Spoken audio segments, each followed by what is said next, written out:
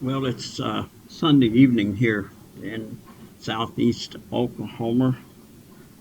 Did I say Oklahoma? Oklahoma. I'm sorry. I just live here. So we're into, kind of want to say fun module, but it's a little bit hard for me to organize it the way uh, I wanted to present it.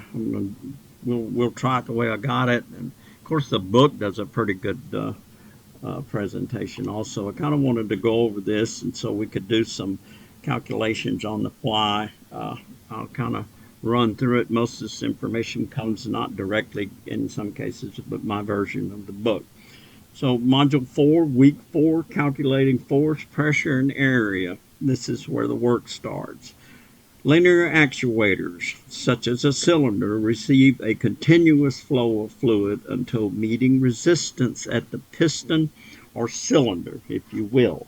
This continuous flow versus the resistance of the piston builds pressure until the pressure overcomes the resistance, moves the piston rod, and actuates the desired component, such as the bucket of a backhoe. To make calculations regarding pressure or force of a hydraulic cylinder, you first need to determine the area of the piston or the cylinder bore, which are the same. To make these calculations, we need to learn how to calculate the area of a circle. Many of you may already know this. You grew up understanding that pi r squared, and you said, no, it's not, it's round. But we're going to use a formula similar, but a little bit of a shortcut. So let's talk about a circle. A circle consists of the following components, and it may be helpful for you if you're unfamiliar with these things to go to figure 22-12. It's located on page 539 in your textbook, Fundamentals of Mobile Hydraulic Equipment. The diameter of a circle is a line or measurement from one side of the circle that goes through the center of the circle to the other side. So you're measuring the full circle diameter. Again, refer to figure 22-15 on page 539. Good illustration. The radius is half of that diameter. In other words, if your diameter is 12, your radius is 6. So it's the diameter divided by 2. Now the circumference is not used that much, but the circumference is the distance around the circle.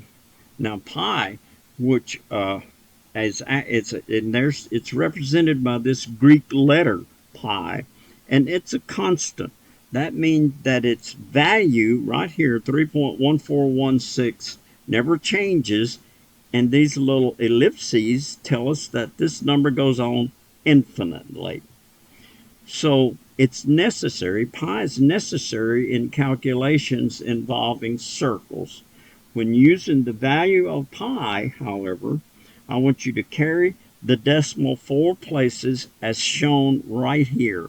3.1416. Or you can use the symbol pi on your calculator. Now that may give you somewhat of a different answer than you would get by just using the decimal place for 4 digits, but it will be very close. And this is like horseshoes. If we get close on these decimals, we're going to be good. It will generate the same value. For our calculations, you can assume that all cylinders are round, and the bore, if the cylinder is round, the bore is going to be round. The bore is the inside diameter of the cylinder, which is the same as the cylinder. We will use the following formula for our area calculations, and that is area equals pi 3.416 times the diameter squared divided by 4. Area equals pi times the diameter squared divided by 4. What is the square of a number? For instance, let's use a number already got a 4. Well, I'm going to use the number, let's say 15. And I'll put this superscript, exponent is called, up here, and that tells me to do what? A square of a number is that number times itself, right? So I will have to calculate that. I'm not very good at even adding in my head. So let's calculate that right quick. 15 times 15 equals 225. I think I knew that. Okay, so now, if there's anyone that doesn't understand how to square a number, raise your hand. Good. If you have problems with this, you have my phone number. Pick it up and call as you're working through these. If you run into a snag, pick the phone up and give me a call. So going back to the formula, area is in our case will stand for the area of a cylinder or a piston. D will stand for the diameter of the cylinder or the piston. And of course, as said before, pi is always equal to 3.1416. Let's take an example.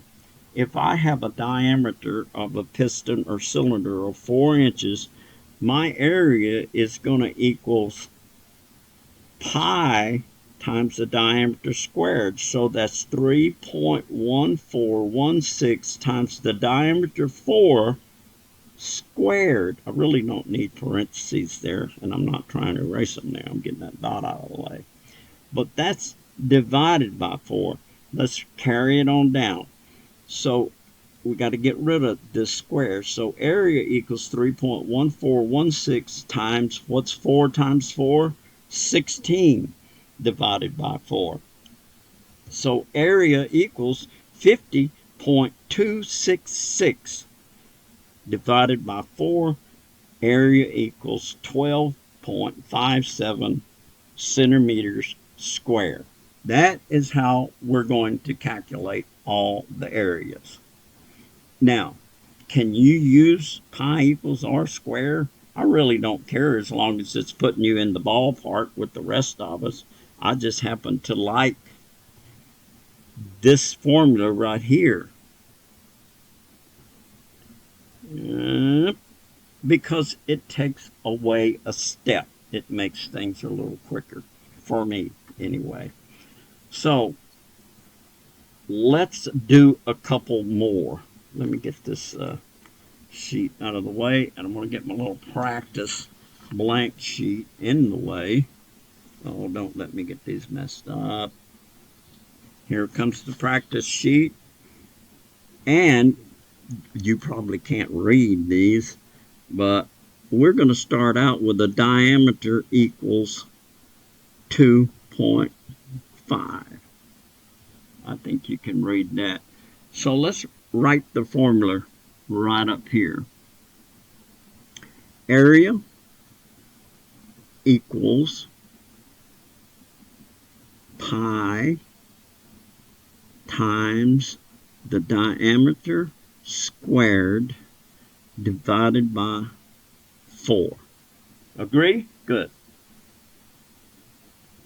So do I. So now we got to put some values in there.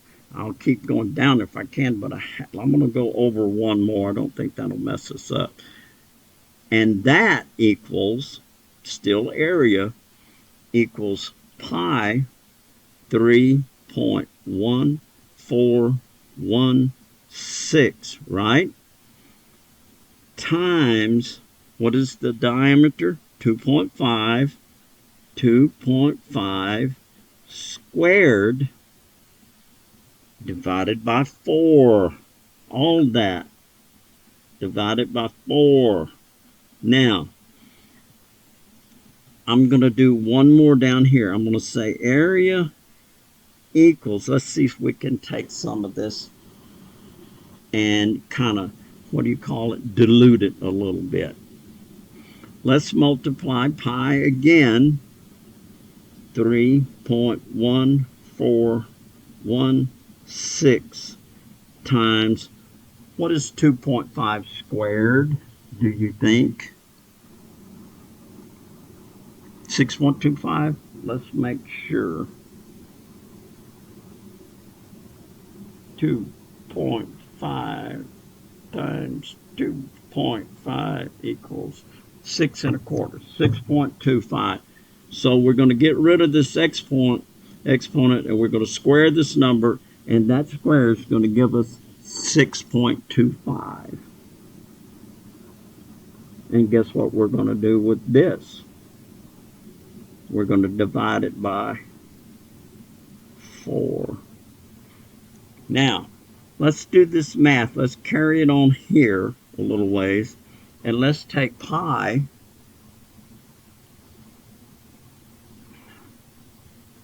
mercy.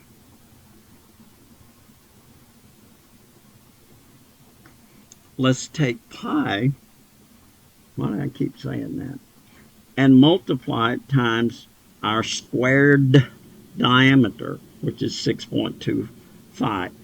3.1416 times 6.25. 6.25 equals 19.635. We'll call it 19.64 equals 19.64. Now that's pi times the diameter squared equals 19.64 divided by 4. And that is, I believe, 4 times 1. 4, let's see. Let's go ahead and divide it. 19.6, I got 635 divided by 4 equals, that equals 4.90, 4.91.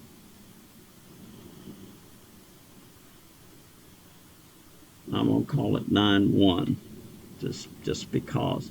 Now, we're dealing in squares and we're dealing in areas, so I'm staying with inches. It said it was centimeters in your book. You can do it either way you want to. I don't care as long as you keep them straight.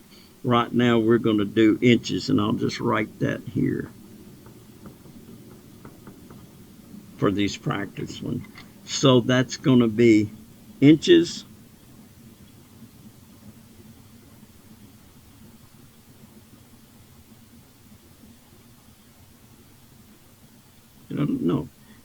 inches squared, square inches.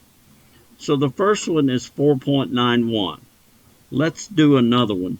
Here's one with a smaller diameter, and it's a decimal. So diameter equals 1.75. Here we go. Area equals pi times the diameter squared divided by 4. And what does that equal? That equals pi, which is 3.1416 times the diameter 1.75 squared, and all of that is divided by 4. Now, let's see if we can, let's go down here.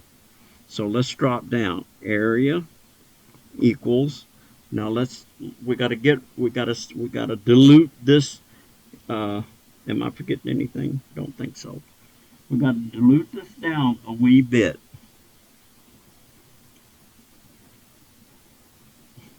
Let me catch up with myself here. So we have area equals 3.1416 times the diameter 1.75 squared. So that is 1.75 times 1, times 1.75, that there equals 3.06. 3.06.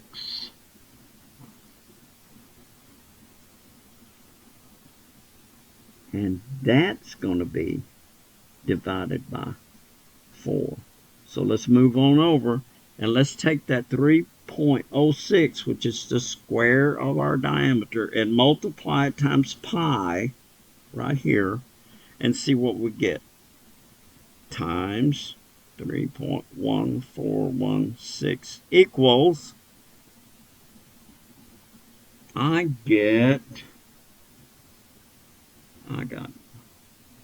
don't like that number I got. That doesn't look right.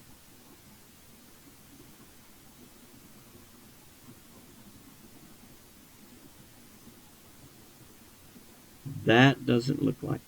Let me go back. Let me say pi, this number squared, 1.75, 1.75 times 10. Nope. Times 1.75 equals 3.06. 3 times, let's see, let me back that off and we'll round it off to 3.06.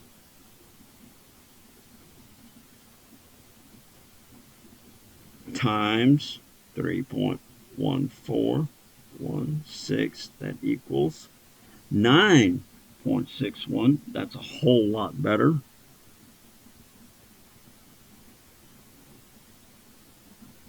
Nine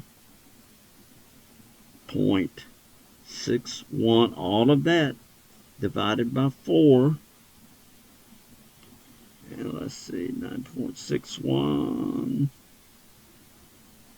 divided by 4 equals 2.40, 2.41, 2.40, depending on rounding off or not rounding off. And, you know, we will allow for that. I'm going to do one more, I believe. Let's see, here's a 5, here's a 6. Let's drop down and do this diameter equals 6 that I typed in here. So, let's see.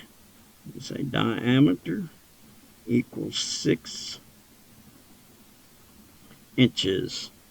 By the way, that's another symbol for inches for anybody that hasn't been in construction or carpentry or something.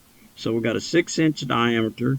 We have an area formula of pi times the diameter squared divided by 4, and that equals 3.141. Slow down, Scotty. 3.1416 times the diameter of 6 squared divided by 4. So let's drop down here. Area equals 3.1416 times, what is 6 times 6? 36 divided by 4. What does that equal? Let's see. 3.1416, 3.1416. 1416 times 36. That equals 136 point, 113 equals 113.1. That's what I'm coming up with. Divided by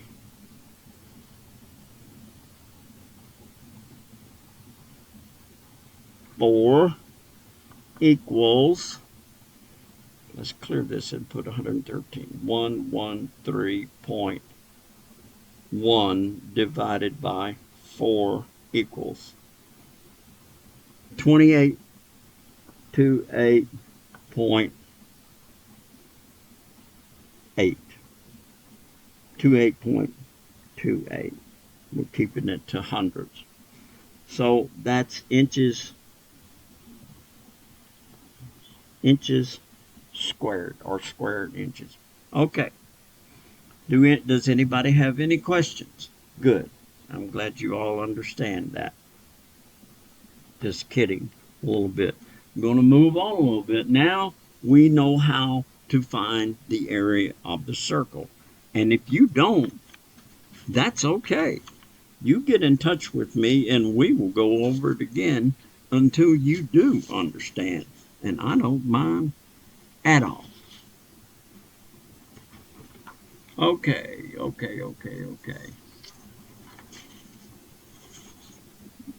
That takes care of 2. Start getting into some fluid dynamics here pretty quick, I'm thinking. So what do we have here? My goodness.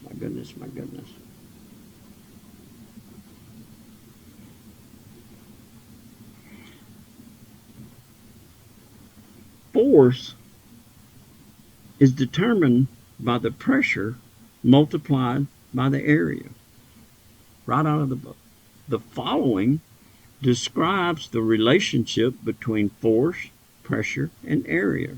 According to Pascal, pressure applied anywhere to a body of fluid causes a force to be transmitted equally in all directions. To calculate force, Pascal's law is expressed as, I'm going to start right up here and say force is equal to the pressure times the area of the piston head, which is a circle. Now, that's 1, 2, 3 variables. Also, pressure is equal to force divided by the area. And get this, the area is equal to the force divided by the pressure.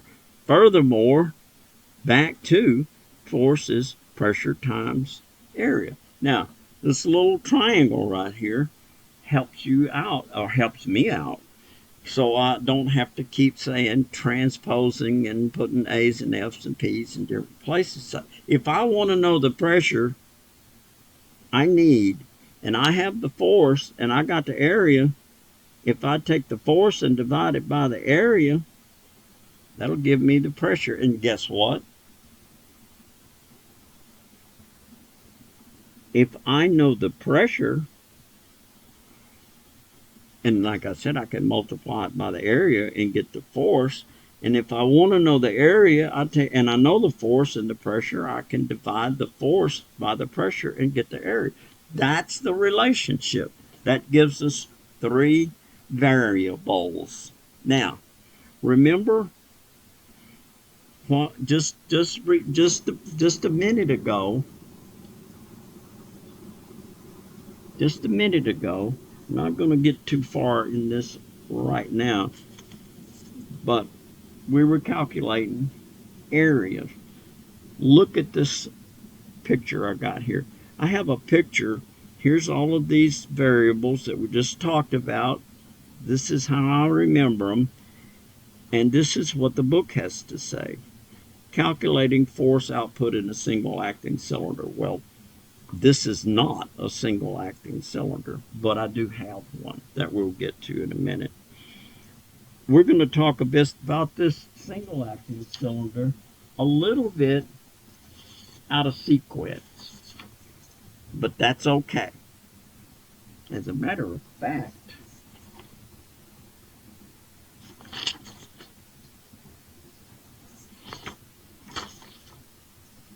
let's just talk about it now, just for a second.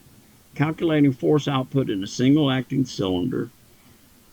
Linear actuators, such as a cylinder, receive a continuous flow of fluid. I think I read this before. Until meeting resistance at the piston head. Fluid comes in and it gathers here. Let me scoot up a little bit. And let me scoot this back a little bit because we're at the bottom of the page and I need a little more room. Coming back. I need a bunch more room. On back. Don't cheat and come this way. There we go. Okay. I got a picture of a double acting cylinder. This is a clevis, trunnion, whatever you want to call it.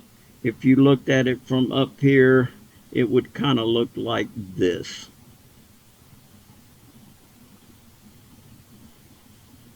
And the rod, it would either be welded on or screwed on. And it would have a hole here and a hole here.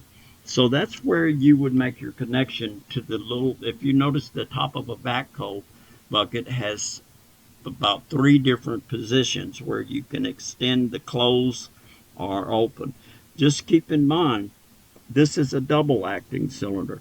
Down here you have a pump putting out so many GPMs of fluid flow rate, gallons per minute. That's rate, right? That's not velocity. That's not how fast it's going. That is the volume moving over time, in this case minutes. So that can vary with your needs, and we will get into that at a later date. But it's pumping fluid into here. Now there's a relief valve involved in all of this, and those are schematics, and we will get into that too. Not very complicated. So things are going to change. Like when I pump fluid into here, this piston is going to extend the rod. And if it was hooked onto a backhoe bucket, let's just draw a little picture here. Hope you can see that. I'm such an artist. Like up here where they hook onto backhoe buckets. If I extend that rod, what's going to happen? It's going to dig, isn't it? If I retract that rod, what's going to happen? It's going to dump. So that's a real simple look at actuators in action. And, you know, that could be the swing cylinder that makes the boom go left and right. And there's 2 of them, you know, and they work in a series, you know, while one's pushing, the other one's pulling or retracting. One's extending, the other one's retracting. And that's all regulated by relief valves, 2-way valves that are, your control stick is a valve, operating a valve. And it moves one in and out, left and right for open and close, and then allows the fluid to change directions to, you know, a 2-way valve looks something like this, you know, with, I don't remember exactly, but, you know, you move it one way and it allows fluid to go back into the reservoir. You move it another way and it pushes the fluid into here. And out here you have a relief valve that at a certain pressure will go off so you don't blow yourself up. Everything has to be rated. It's a really crude,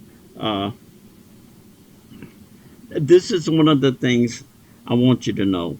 The continuous flow versus the resistance of the piston head builds pressure until the pressure overcomes resistance. Move the piston rod and actuates the desired component.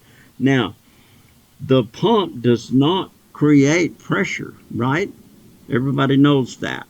Pressure is created when it meets this resistance, like you're digging in the dirt here. That's going to put force back this way. Back this way. It meets resistance, and that's what builds the pressure in the fluid. And when the fluid overcomes, it keeps building until 1 or 2 things happens. You either dig, you stall, or your relief valve goes off. And that's the actuator. Now, story for a double acting cylinder. Now we'll talk about a single acting in just a moment. Now I want you to, before we leave this guy, I want you to take a look. I think I can end up on this cylinder, but we're gonna, in a minute, we're gonna talk about, we've talked about area and finding the area of a circle. We were talking about this area up here where it's all nice and flat, right? Look at this. What about the pressure coming in here? Is this pressure, let's say we got the same pressure going available to either one of these. Are you going to create more force here or here? And why? Well, thanks for asking. Guess what? The area here is greater than the area there, here. Now, let me tell you why. There's a such thing called annular, A-N-N-U-L-A-R, area. And that's the area around that. If we look at the rod, we will see the end of the rod, in this case 2 inches, and the piston is out here. So the only area we can count is this right here. So later on, when we get into these calculations, we'll have to calculate the area to come up with the force given the pressure. We'll have to know the area, and we'll calculate it by this area minus, guess what? This area. That'll be your surface area, and it's called annular area on this side. So this side is going to have less surface area than this side. So with the same amount of pressure going in to either side, you will get more output force when you extend as opposed to when you retract. And keep in mind, little tidbits, pressure coming in here when you're closing and just pushing this fluid out. You're going to have less pressure. You're going to have less force because you have less area. And also your fluid's going back to the reservoir here, and it's going to meet resistance on the way. So all those things have to be considered. I think, well, I'll get to that later. So there you go. That's a double acting cylinder. And we've dabbled in these variables here according to Pascal's law. Now I want to just go through a calculation, and then I'm probably going to give you a break. And you don't have to watch this on Sunday. You can watch it on Saturday. I don't care. No rules about that. Check this out. Okay. How it works. Now, this, I don't know why this is my description. And I think this has been repeated over and over again, but I just want you to know that the piston is located within a sealed cylinder. It's connected to a rod. And because of pressure in the hydraulic fluid, the rod is forced in and out depending on whether it is retracting or extending. And remember on this guy, retracting or extending. The rod end has a clevis type. I showed you that little connector. Has connection either welded or screwed. The rod end is threaded, so it's screwed to the rod end or welded. This is where the component, where the bucket, boom, blade, or ripper is attached. In the case of a backhoe bucket, it needs to curl in when digging and open when dumping. Therefore, it requires a double-acting cylinder, allowing the rod to retract and extend. The resulting output force in pounds or kilograms is determined by the relationship between the piston surface area and the amount of pressure applied to the face or the surface of the cylinder. The surface of the cylinder. Okay, the resulting output for the pounds are determined by the relationship between the piston surface and the amount of pressure applied to the face of the surface. This force is determined by the formula in Pascal's law as listed above, and it states that force equals pressure times area. Ta-da. Over and over again. Oh, here it is. So look at a case where we're given something here. This is actual deal on a, probably we'll just call it on a single acting cylinder. So we got force equals pressure times the area. Look, let's just say we're given a requirement. I need to lift. My force needs to be able to move 2,500 pounds, whether it be lift it, pull it, push it, whatever. I need an output force of 2,500 pounds. So let's say I have pressure of 150 psi. So the area of the piston, see below, where I have a 5-inch diameter piston, I got the area pi times d squared divided by 4. I got the 3.1416 times 5 squared divided by 4, and then I got area equals 3.1416 times 25, because that is 5 squares, and this, when multiplied and then divided by 4, gives me an area of 19.64, as I said earlier. So force equals pressure times area, in this case 2,946 pounds per square inch. But there's what we're interested in. It's going to be able to move 2,946 pounds. I lost myself. How did I do that? Here. Look at me talking and nobody listening. So it's going to be able to lift. Let's see. Whoop.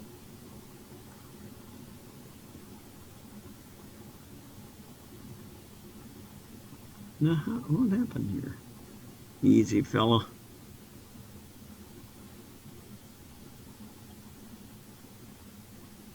Are we back in the saddle?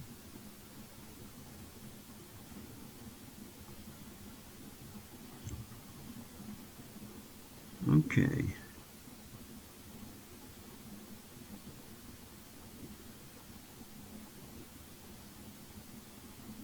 I may try to push this thing too far. Well, we've already talked about how it works. So let's focus on this stuff down here where we're doing our calculations.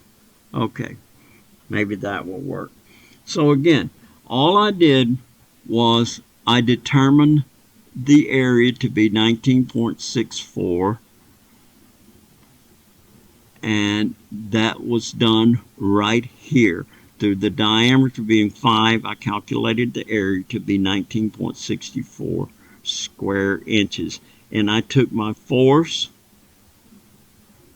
To find my force, I multiplied the pressure of 150 times the area, and I got 2,946 pounds per square inch. Now, what was I needing? Required output for 2,500, so we're good to go. We're good to go. One more thing, and speaking go, I'm going to let you go. I'm not sure this thing is called Elmo for some reason. This projector thing I'm using. Well, I can see this okay. Back to the double acting cylinder. Oh, I know what this is. I drew this far is to talk about you would, find area the same as the single acting cylinder, but in this case, remember, you got to find the annular area. Now, when you're looking at the book, you will find the area here and the area that the rod end is. In this case, 2 inches. That's the diameter. So you find the area of this 4-inch diameter face. You find the area of this 2-inch diameter face right here. That's 2 inch. And this right here is 4 inch. And you subtract the annular minus the rod end. Okay? Now, that's not all. That's not all by any means, but that's way enough for a Sunday evening. So work some of these problems in the books, matter of fact, work every one of them, because you're probably going to have see some later on down the road this week on a test. But if you have questions, and I don't mind the way the book did it, I just kind of wanted to talk about it as we presented it. So book's pretty illustrated and explanatory, and I think you'll get it. So work on it. I got to come up with a tailgate. You guys did so well on that last one, so I'll see what I can do. But meanwhile, I'm going to get out of the way and let you finish whatever you started to do. You guys have a good rest of the week, and we'll see you Monday.